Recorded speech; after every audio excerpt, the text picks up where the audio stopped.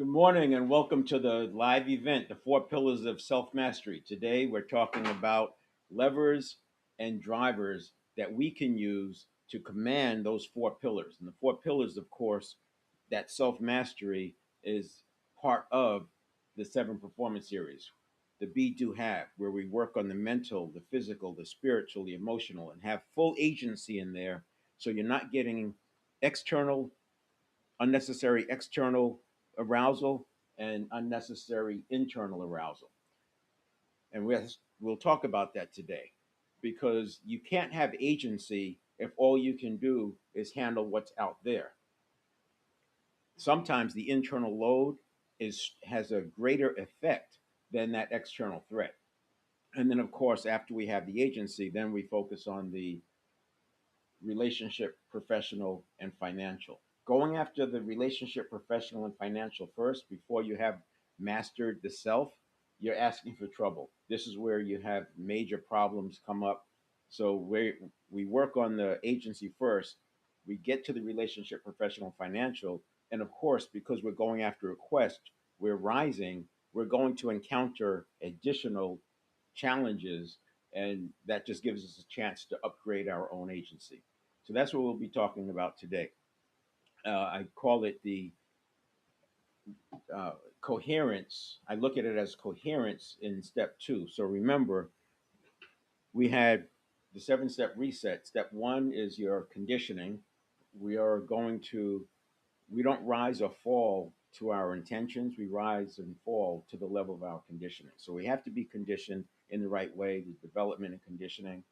When we get into the leadership series, we talk a lot about development plans. Then step two is like your dashboard is to check in. Where am I? Am I regulated or dysregulated? How dysregulated am I?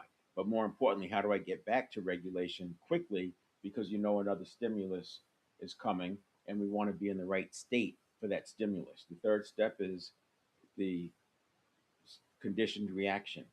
So that's the stimulus and the conditioned reaction. So I'll start there and we'll take a look just as a quick review. So if we have step one, and we have step two, and we have step three. Now, four is response, five is a sort of a check in to make sure we are okay emotionally. If you're not, you have to emotionally modulate, and that's about a 90-second, up to 90 seconds. It's quick, it can be done in a second or two. Number six, step six is action. And the reason we put emotional modulation before action, of course, is we don't want to be acting out of emotion if it's an uncomfortable emotion. Sometimes acting out of emotion makes a lot of sense if it's a positive emotion, enthusiasm, etc.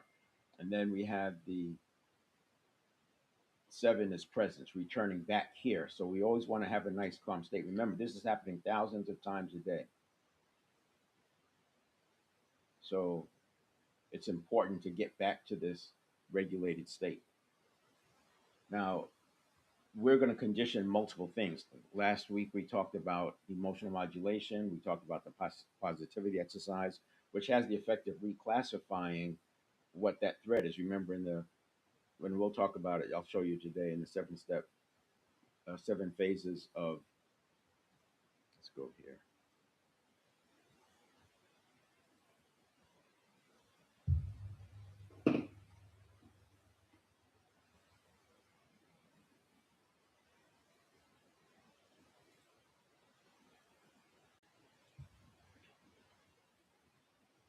Yeah, in the seven phases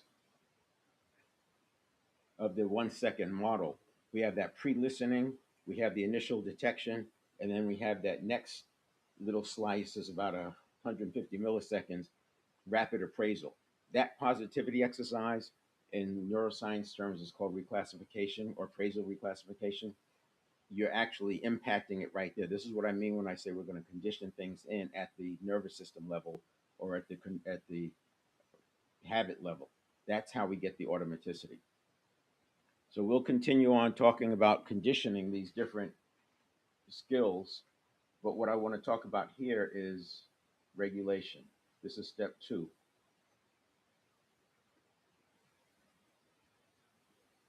So we want to have regulation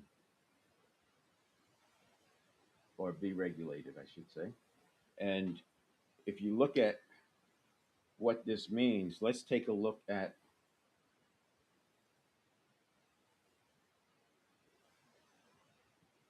most people who are familiar with the term coherence.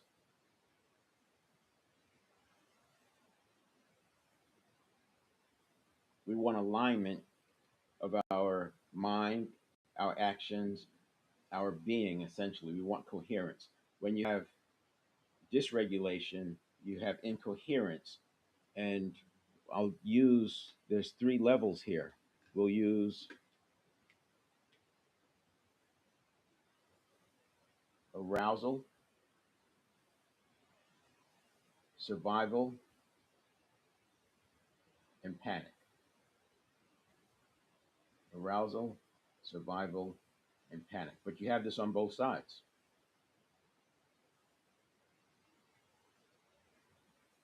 Arousal, survival, and panic.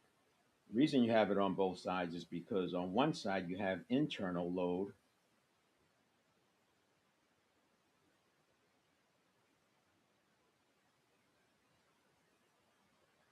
and the other side you have external threat.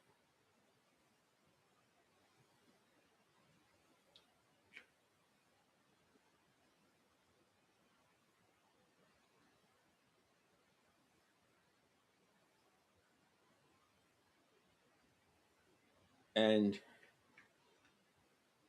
oftentimes, when people feel like they need to make a change, they think about the external threats. How do I manage that person? How do I stop them from bothering me? How do I overcome that? How do I deal with that difficult thing? I have two personal stories that are related to this. There was one, I was in sales at the time, but I was in management role as well. So I was doing selling, and I was a manager. I was running an organization, but I was also a salesperson. And so a lot of my selling was more like negotiations, the same way it would be for a CEO or president of a company, somebody in the C-suite. And I remember coming across this book, How to Argue and Win Every Time. And the book was by a guy named Jerry Spence. He was the winningest lawyer of all times. And I thought I was going to get these ideas about how to argue and win. The book is about how to understand the other person better than they understand themselves, to understand what their needs are, and then he would frame the offer based on meeting their needs. He would get to their needs, and the multi-million dollar lawsuit, yeah, that's great, but what they really wanted was X and Y. And if he could get them X and Y, they didn't need the multi-million dollars. From the company standpoint, they're worried, of course, about the reputation. They're worried about, and of course, money's important to them. But there's a lot of things they can give without having to cost the millions of dollars that a lawsuit would, because remember that millions of dollars comes out of a profit essentially. I mean, they may think of it as revenue. This is a $1 billion company. $100 million is nothing, but profit might be only $100 million, right? So you have to. Anyway, that was one experience to recognize that, wow, winning in an argument means understanding the other person.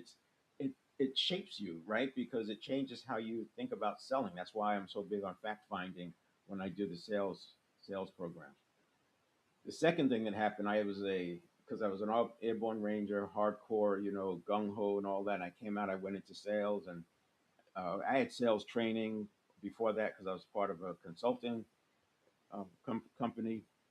So I had some sales training, and I got promoted to sales management. And I went in there like an army captain. I was an officer, so I way too much command for a sales position. And this particular company would put people in that sales manager position for a few years, whereas the salespeople had long careers. Some of them have been there for 30 years, so they've seen potentially 15 of these sales managers come through. So they had their own script, they had their own plans, they had their own ideas, and I wasn't having it, right. I was doing my deal. Anyway, my boss recommended a book, How to Cope with Difficult People, because there was one person in my market and they put me in that market because of my military experience, I guess, but that person was the most difficult salesperson in the territory, but he got great results. So there's this push and pull, which you often have in sales. some of the people with the highest results can be the hardest to get along with. So, and what would happen is people would pile on with him, and you'd have all these different people coming in at you because they had cover, right? They had cover because this is the worst guy, and they knew his script, they knew where he was going.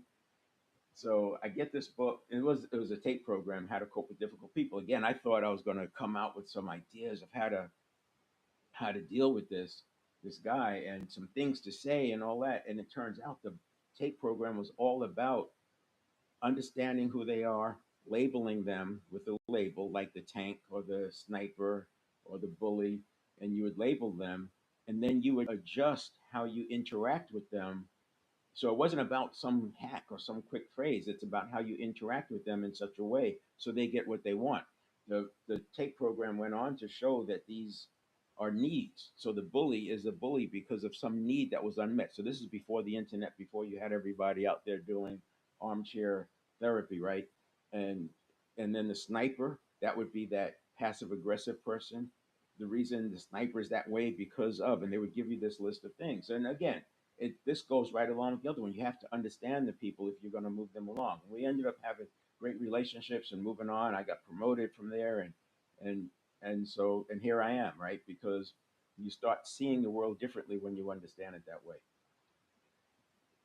So that gets me to why we're going to be talking about the internal load versus the external threat.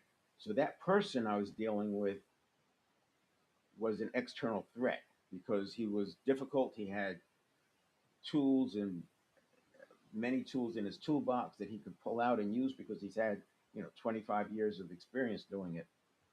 And then we have the internal load. The reason he was that way as a bully is because there was some internal load going on, and that was the way he expressed it. Now I don't want to make the two connected, but I've been pointing out. So when I'm working with somebody, the point I was bringing up is that sometimes people think that really what they want to handle is that guy over there. But what's going on is that guy over there is triggering something in them and they don't know how to handle it. And that's that internal load. This internal load can very quickly, I see I drew this wrong. This is arousal and this is panic. So you go from coherence to arousal to survival to panic. Arousal to survival to panic. And you can get a picture of what that looks like. So arousal, you can feel yourself coming up, and this is the chance where you can actually do something about it. If you wait too long, you will have trouble reversing this. Here, you reverse it. You don't suppress it. You just reverse it. It's simple as attention, words, self-talk. Here, it's a little more difficult to reverse it. And over here, well, if you've ever seen anybody in a phobia situation or full on panic mode, panic attack, whatever, and sometimes you'll see somebody go into a panic attack, you're wondering what happened. Now, this is not mental health at all. I don't know what caused their panic attack, but I would imagine there's some internal load going on, and people can stress themselves out with that internal load. It's very easy to do because it escalates. So this is what we're talking about. We want to have regulation in step two so that when we go to step three, we are able to meet that stimulus with the best version of ourselves. And this repeats thousands of times a day, so it makes sense to get a handle on it. I'm not talking about four, five, six, and seven yet because there's still some more prevention we can do to make four, five, six, and seven easier. As a matter of fact, if you do your work here, you're basically using what you know. So I often say to know and not do is not much better than not knowing. And people spend time learning more and wanting to know more. But what we really want to do is build our habits.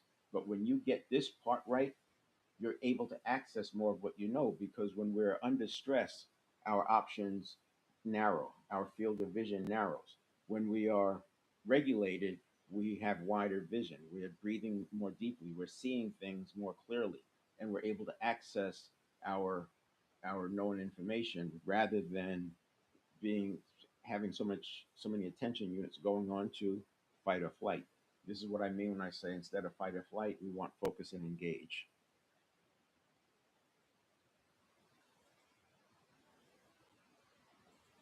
So that's just a quick view of what we'll be talking about and how it relates to the seven step reset. And we'll go. Well, I'll show you some slides that we've covered before. I'll go through them quickly.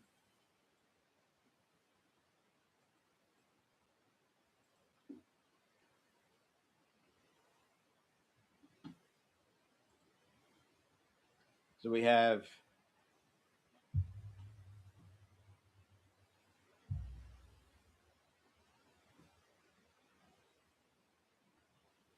levers and actions to command the four pillars. The four pillars, knowledge is the first one, and I spent a little time just getting us on the same page knowledge wise. And I look at it as common language. We don't use most of what we know, but if we can have some common language, it helps the progress. And if you have a baseline of information, it's easier to move forward. So knowledge is very helpful, but if you don't do something with it, then like I said, to know and not do is not much better than not knowing. The next one is habit mastery, and this I put habit mastery second because we have to believe that we can change habits before you even do the rest. Otherwise, you're just like, I've been there, done that, can't do it. This is who I am. I'm stuck. It's just the way it is. The third one is state mastery because once you get a handle on habit mastery, you recognize the next big hurdle is your state because once you get out of whack with your state that's dysregulated, that's what we're talking about today, then you don't have access to your habit mastery. And then the last one is forgiveness. And the reason I put forgiveness in there is because as we get into higher quests, once you get that agency, and then people are working on higher quests, which involve relationships, professional and financial, there are new wounds that get opened, new fears from the past or new things that happen to them bubble up, and those associations get triggered, and next thing you know, they're back feeling like they're not capable, or that they get lost. They end up with this internal load that I was talking about. And so by closing those wounds, we're less likely to get triggered. You're still going to have some situations, and I don't mind arousal and even sometimes survival, but we don't want to go into panic mode unless we're actually facing a tiger, which is usually not the case. And I prefer to stay in arousal. Survival doesn't really help much because we have time. Survival comes into play when there's urgency. But if you take out the urgency, survival can lose its energy and power, its intensity, because you have time. All right, so this is aligned with emotional intelligence. Self mastery are the first two steps: self awareness and self management. And then I talk about relationship, professional, and financial. So we do get to the social awareness and the relationship management of the last four of the seven fitness areas. So there is a lot of alignment. This is under dynamic leadership, and self mastery is foundational to dynamic leadership. You can't, in my opinion, do a good job with dynamic leadership if you are easily triggered because you're not going to be reading the room and you're not going to be showing up as the best version of yourself. So again, I talk about thousands of times a day. We go through this pre-stimulus, conditioned reaction, response. That's seven, return to present, and we do it again. What are we conditioned? Where's that conditioning? Our regulation, conditioned reaction. We don't know what stimulus is going to come, but we know we have to prevail. And we're always going to be at that best possible state because we're regulating ourselves. And this is what happens when you're not regulated. So you skip out steps one and two, and you skip out four to seven. And this, you just stack. You go from stimulus to reaction, and that reaction becomes the next cue. Stimulus, reaction, that reaction becomes the next cue or stimulus. And so you're just cue, reaction, cue, reaction, cue, reaction. And they're happening so fast. If you've watched somebody being triggered, you've seen videos, the Karen videos, etc., and you can see the person just, it's not rational. They're just spiraling up. That's internal load coming in because the external threat is not really changing. Maybe the person broke some rule in a homeowners association. One rule was broken. It's not like they're breaking a rule and somebody else is breaking a rule and somebody else is one rule, one person. But they start scaling up because the internal load is stacking on them. They're not able to get back to presence because they're seeing it as a threat. They've left arousal. They're now in survival mode and they're heading towards panic. So there you go. And this is, we have to stop this. And again, you don't stop it with suppressing it. You stop it with understanding what's going on and catching it early and getting back to coherence or regulation. So now you have your seven steps. So I mentioned the four is response, five is emotional modulation, step six is action, and step seven is return to present. And then this is your conditioning, what you show up as. This says beliefs, neuroplasticity, priming, mindset, physiology. And then we can start adding more and more in those, right? Because you have skills, you have the positivity, you have the emotional modulation, etc. And then over here you have your step two. So state of being, what's your mental state, physical state, emotional state, and then what's your self image like? What's your self talk? That's a good way of looking at it as a dashboard. You can use your self talk as a dashboard to see how regulated you are.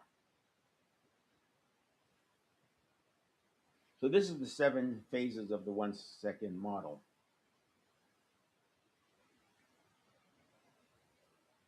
7 phases of the 1 second model. This is that pre-listening.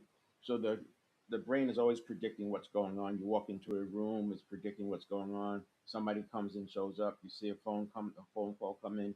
The brain is already predicting what might happen, and that could set you in towards fight or flight. That could get you aroused. Everyone has had that situation where maybe it's a customer and you haven't figured out the solution yet, and you were supposed to call them back and you didn't, and now they're calling you back. You've lost the initiative, and you may get that arousal just by seeing them call and that, hey, I solved the problem. We don't have to do it, blah, And it's a good call, but you already have the a little bit of a cortisol happening just because of that.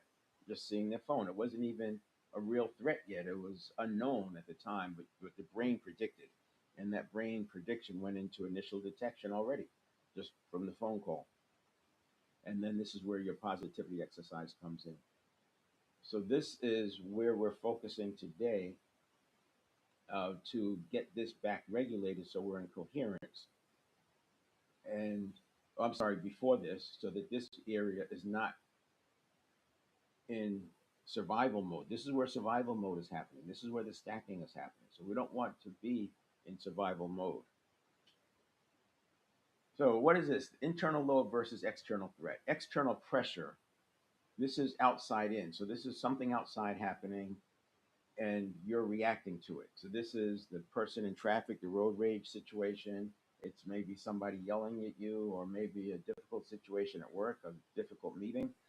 And then the internal load, this is the system was is activated, so it looked for something to react to. Once the system gets activated, that was like the example of the videos of a person being triggered. Once their system gets activated, their breathing is shallow, they're in a stress posture. The the system starts looking to justify the threat. So it's going to find things because remember, the network of neurons doesn't understand the way your conscious mind understands. It just knows that your jaw's clenched or tight, your jaw's tight, your fists are clenched, your breathing is shallow, your neck muscles are tense, and so it says, yeah, there's got to be stress. I'm gonna keep looking for it, and it just scales up as it looks for stress, but it keeps getting more and more and more ready. And if you're a person who does this often, your path of least resistance. Remember, that's what habits are. The path of least resistance is to scale up.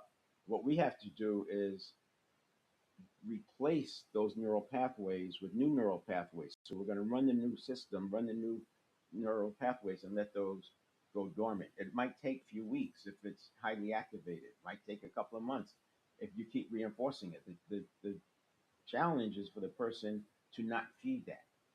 You've heard the thing, which wolf are you going to feed? You don't want to feed that other neural pathway and continue to make it the path of least resistance. You want the synapses to leave it. Internal load versus external threat. So here we have the external pressure spikes you, internal load makes you spike easier. You want to solve both. The example I was giving, I was looking externally, but maybe I had some issues inside that I had to work on. You work on this is why I like to do the inner work first, but you have to do them together because as you do the inner work, you then have to face more difficult external threats. And as you face more external pressure, you'll notice that you have more internal load that has to be dealt with. When internal load is high, your mind catastrophizes to justify the tension. Decisions start feeling like emergencies. So that can get to the point where you have to make a decision, A or B. And we're talking about something simple, whether or not you're going to have the meeting on the first week of the month or the second week of the month. So that's really a simple decision. If prices are the same and all that, but what could be happening is if you do it on the first week of the month, this person gets upset because they're not available or they have to break a vacation. I'll say it that way. They have to change their vacation. If you do it on the second week, this person gets upset because you they have to change their vacation. Now you have two people. There's an upset person on both sides, and that could look like that could send somebody into a survival mode, internal load, and where you scale up. When the reality is, there's only one person who's going to be upset, not two. So let's not load it with two people being upset because that'll catastrophize and one adds to the other. The other thing is to the sooner you can take action, the sooner you're going to be out of stress because one of those people may not even have wanted to go on vacation. Maybe they were looking for an excuse. You don't know. You don't know what's going to happen. You have to make it. But in the internal load, when you have this internal load going on, you are assuming the worst. So now you've assumed the worst, you've stacked them, so your tension inside is as though you've upset this person and you've upset that person and you've upset your boss because you didn't make a decision. And now you got three stacks on there, but only one of them is going to occur. And you don't know if it's going to be the worst case scenario or a least one. And here's if you're the one deciding the meeting, then I already know that you have the skills to handle whatever comes your way. You just have to go through it. It might take you an hour to solve it in the conversation. It might take them 5 hours to get over it, but 2 or 3 days later, you're both going to be fine. So you don't want to catastrophize any more than a little bit because, in fact, why catastrophize at all? So that's important to understand. And here's the other problem with, or the other problem that gets pointed out here external pressure is clear where the pressure and the threat is coming from. So in this same, keeping the same example, when you make the decision,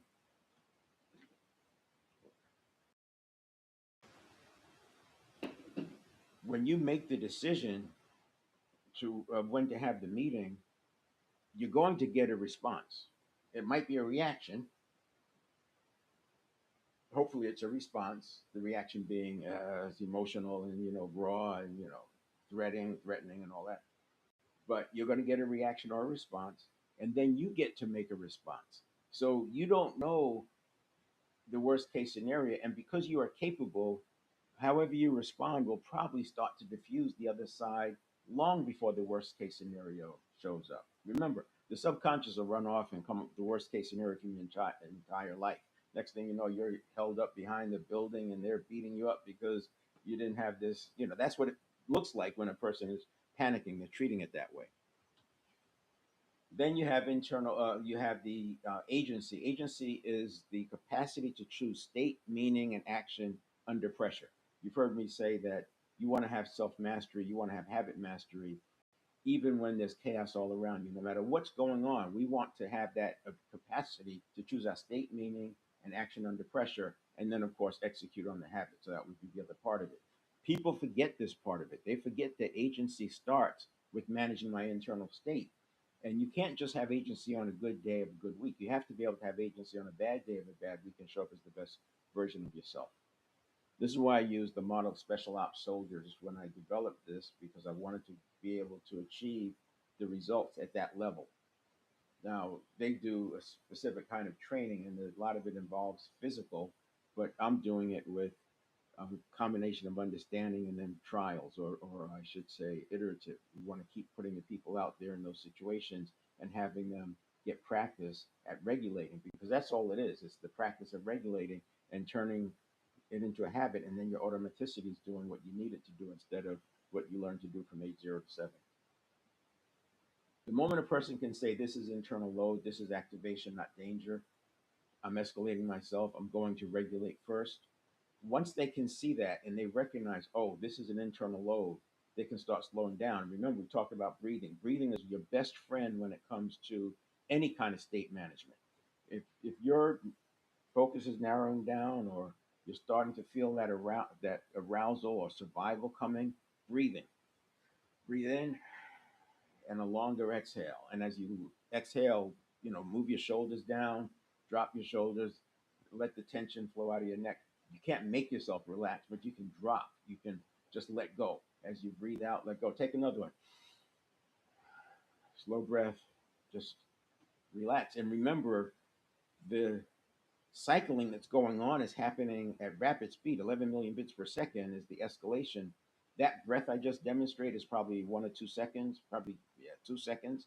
That has probably stopped some of the cascading already. You take a second breath, and now you're getting it's like getting your foot in the door, and now you have to just keep moving and opening the door without looking at the threats. By the way, in that scenario, worry is like negative goal setting. See, worry is part of what creates the catastrophization because worry, in order to worry, you have to think about what you don't want. And when you think about what you don't want, you're making a picture of it. You make a picture of what you don't want, and now you have two pictures of what you don't want. You don't want person A to be angry because they have to change their vacation. You don't want person B to be angry because they have to change their vacation, even though only one of those is going to happen. And you don't even know if they'll be angry, right? They may not even care. In fact, there may be a lot of times, bad news turns into good results. And so you don't know what's going to happen. And then you're also probably stacking your boss that is going to be unhappy if you don't make this decision soon. So now you got three things stacked. And it's it's really easily solved by taking action and then seeing what comes next. So by getting this is internal load. It's activation, not danger. I'm escalating myself. Once you can relax and you slow that down, you unstack them, and that's where I recommend just pulling out a pad and you write. You draw that two-axis diagram and say, what am I concerned about? Intensity versus duration, or intensity versus probability, right? Maybe on that one. What's the probability of them being angry? And that's going to be 1 to 10. Okay, the probability of them being angry is maybe a 6 because they go on vacation a lot and it's not a big deal. And the intensity is probably low because they're not a very intense person. So you just now took that and put it into something that can make sense, that you can manage and talk about it. The next one,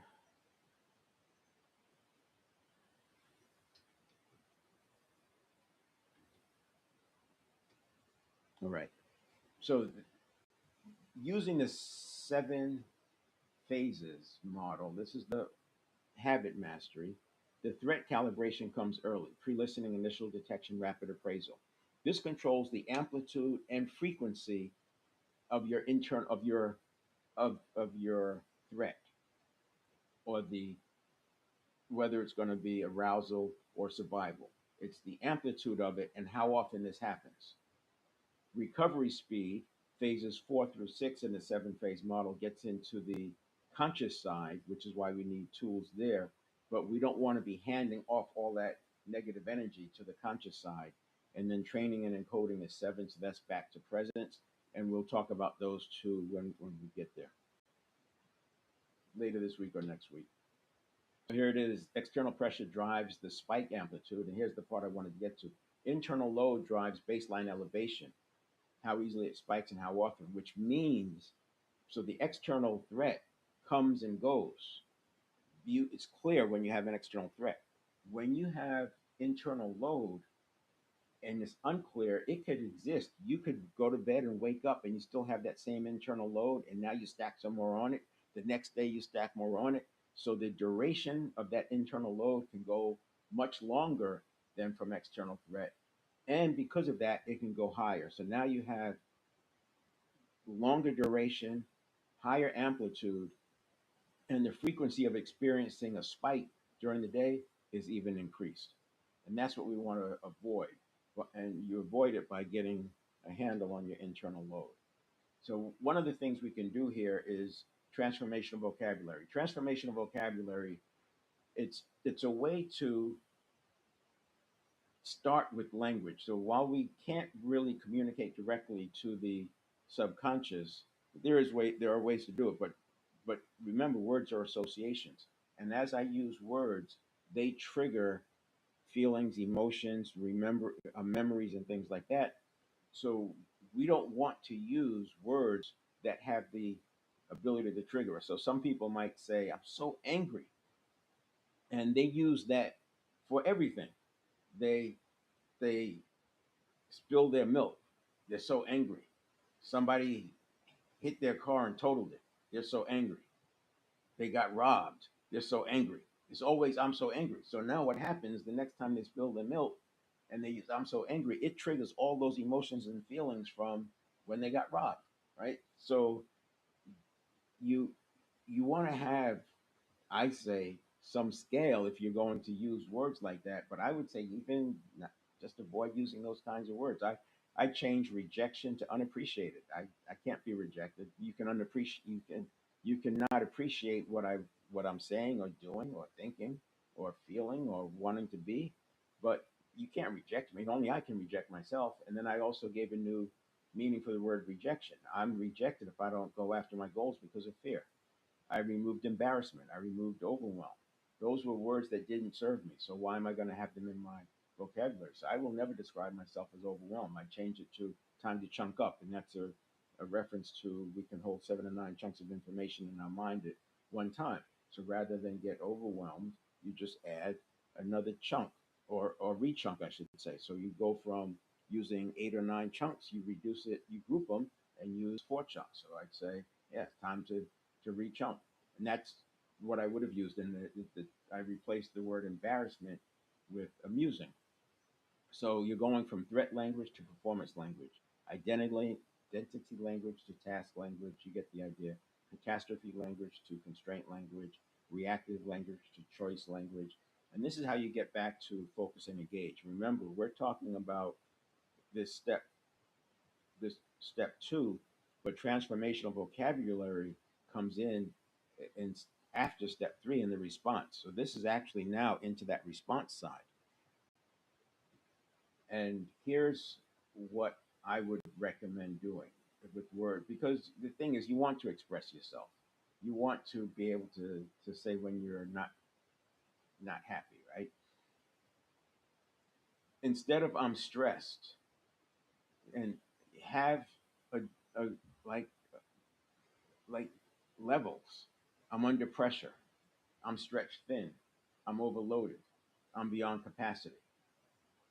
I'm at the risk of bad decisions. This one gives you action, right? This is the one where you get somebody in the boat with you, where you go talk to your boss and say, "Hey, can we talk something through?" But if you're using "I'm beyond capacity," I'm at the risk of bad decisions when you're just under pressure, or if you had 2 tenths when you're just uncomfortable, it's inconvenient. So we want to have some steps that you can go through. So I would recommend you do that now. You take the words that you say often, that you often say, "I'm angry," or "this stinks," or "I hate this," and take that word out of it and replace it with a lesser word. And then after you replace it with a less energized word, you see if you can come up with descriptions of levels below that, like I have on the slide here. Overwhelmed. Here's some other ones. I have I have a lot in motion right now. I have a lot going on. Now I'll use that. Yeah, I have a lot going on, and that's a much lower key. That's not stress level. I have a lot going on. It's very much within my capacity to handle it.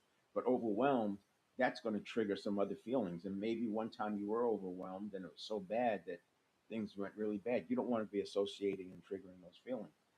I'm at capacity would be 6 tenths. I'm saturated. I need sequencing. I'm flooded. I need a reset. These are just different ways that you can describe it. I think you should come up with your own words. Don't use these. And then they disrespected me. This is kind of like the embarrassment versus amusement in a way. That didn't land well. That felt dismissive. That hit a boundary for me. And that's a relationship rupture. So if you do public speaking, you understand the need to be able to describe audience responses because you can have everything. I mean, imagine what comedians go through. And that's what whenever I'm like down on myself for how I handled the situation or how I'm not recovering, I think about comedians and politicians. Well, these guys at any given time, half the room doesn't like them. So you, you if they can handle it, certainly I can handle it. And so that's the transformational vocabulary, and it's going to help you with your state management. And this is what I wanted to get back to here. So we're using transformational vocabulary because it works before here, it works before the 1 second, and it also works during the 1 second, and it also works after the 1 second. So I'll often say that breathing is the best tool that we have to return to a regulated or coherent state. Visualization doesn't do it because our bandwidth is too low. We don't have the attention to stay on the picture. But breathing opens up your attention, and it it interrupts that cycling pattern, that stacking pattern. And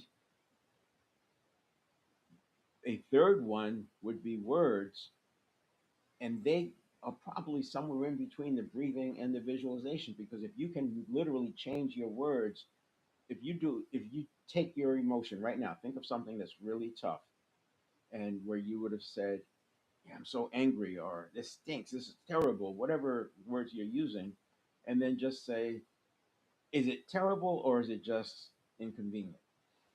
Sometimes you can feel yourself, well, yeah, it's really just inconvenient. I just don't want to deal with it. Sometimes when you're talking to another person and you say that, no, it is terrible, but they're in that triggered state. So you got to let them have space, breathe. I firmly believe that I cannot change a person to get them off the edge of the cliff. I cannot do that faster than I can by walking away. If I just walk away, not in a rude way, but if I just say, you know what, why don't we talk about this later, and you leave, they'll come down faster on their own than they ever would if I was trying to, because all I'm doing is adding more attention and energy to the thing. So transformational vocabulary, you can look it up, Google it, and come up with your own words. But I would say do an audit of your own language, listen to yourself for a week, notice what words you use, and then decide, how do I want to change this, and come up with words. So I went from rejection, I used unappreciated; embarrassment, I went with amusement; overwhelm, I went with time to rechunk; and angry, I went from I literally used to use annoyed, but it's such a weird word. I don't even use it anymore. Yeah, that's kind of, yeah, that's not cool. I'll just something like that. I don't. I try not to use the word angry, because what good does it do to me? Yeah, I'm expressing myself, but if it's triggering times when I've really been angry, which a few times in my life, I don't want to bring that kind of emotion into this setting. Right? That's like bringing a tiger, thinking every threat is a tiger. So let's go back to here, and I do have the come on stage link. I'll put that in the chat or comments. You'll see it show up.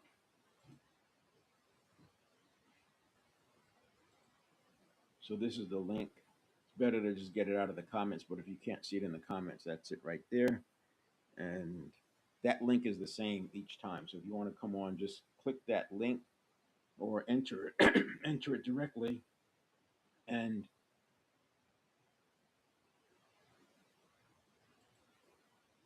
then I'll see you show up on the page.